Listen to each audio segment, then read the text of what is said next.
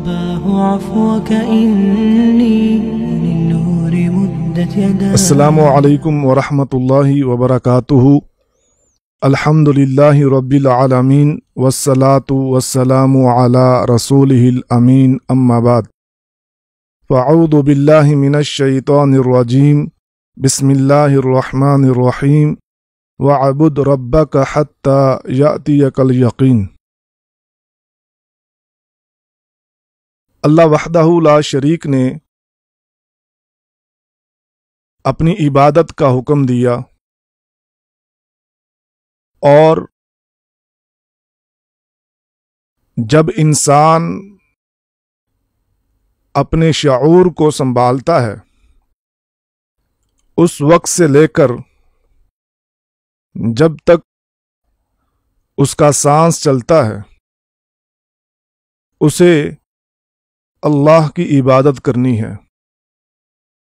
اس دوران اگر پریشانیاں، مصیبتیں، تکلیفیں یا غم و الم سے دوچار ہوتا ہے تب بھی اس نے اللہ وحدہ لا شریک سے عبادت کے ذریعے سے مدد طلب کرنی ہے.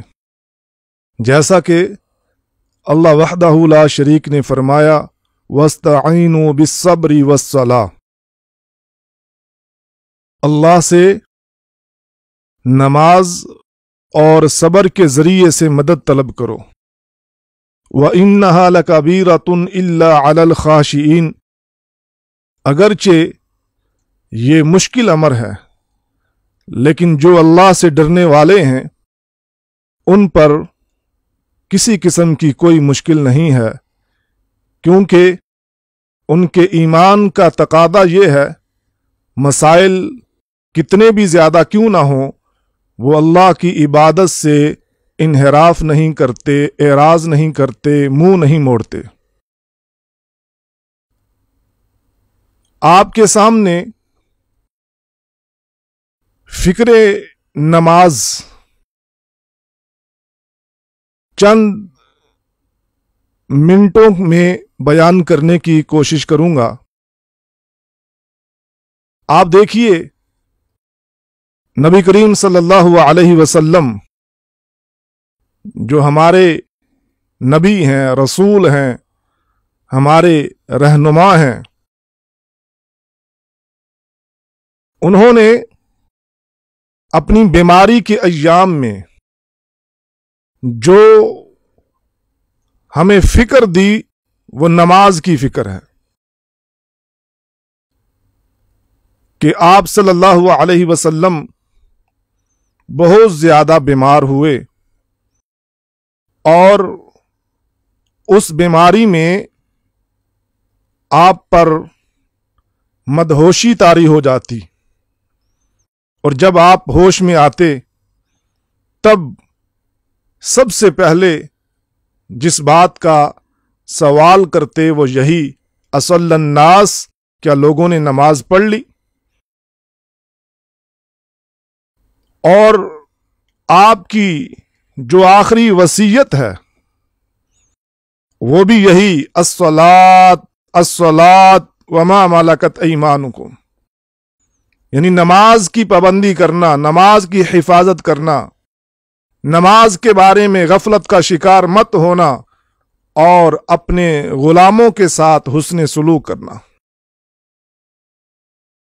اب نبی کریم صلی اللہ علیہ وسلم کے صحابہ سیدنا عمر بن خطاب رضی اللہ تعالی عنہ، کون نہیں جانتا کہ آپ پر خنجروں کے وار کیے گئے اور انہی زخموں کی تاب نہ لاتے ہوئے آپ شہادت کے منصب پر فائز ہوئے. جب آپ کو فجر کی نماز کے لیے بیدار کیا گیا تو آپ نے فوراً فرمایا نعم ولا حظ فی الاسلام لمن ترک الصلاۃ.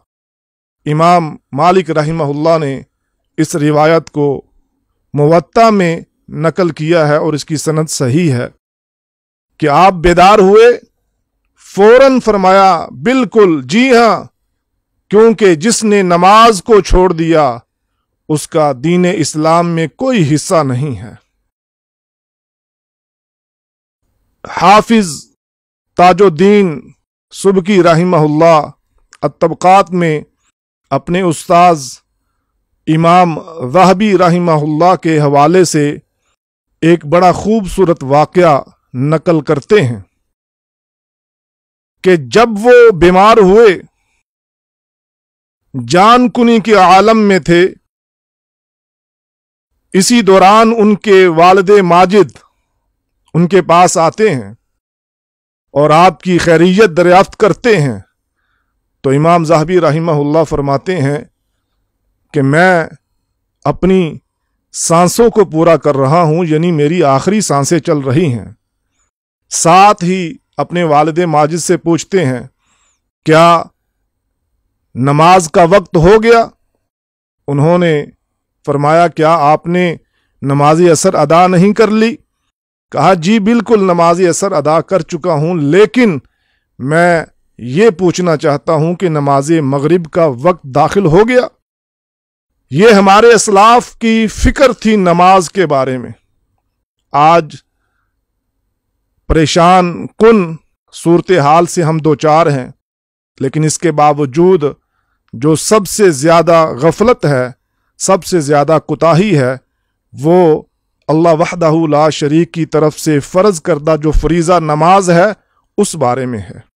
ہمارے شیخ محترم محدث العصر حافظ زبیر علی زئی رحمہ اللہ، وہ بھی جب شدید بیمار ہوئے اور اسی بیماری میں اپنے اللہ کے پاس چلے گئے، ان کو بھی جو ہی ہوش آتی وہ نماز کے بارے میں پوچھتے، اور بات کرنے کی سکت نہیں تھی، حتیٰ کہ بعض اوقات آنے والے مہمان کو پہچان بھی نہیں پاتے تھے، لیکن نماز کے وقت میں نماز پڑھتے اور بالکل صحیح نماز ادا کرتے، پوری رکعات ادا کرتے۔ اللہ وحدہ لا شریک ہمیں بھی اپنے اسلاف کے نقش قدم پر چلنے کی توفیق عطا فرمائے، اور ان پریشان کن حالات میں بھی اپنے اللہ وحدہ لا شریک کا قرب حاصل کرنے کی توفیق عطا فرمائے۔ وآخر دعوانا ان الحمد للہ رب العالمین۔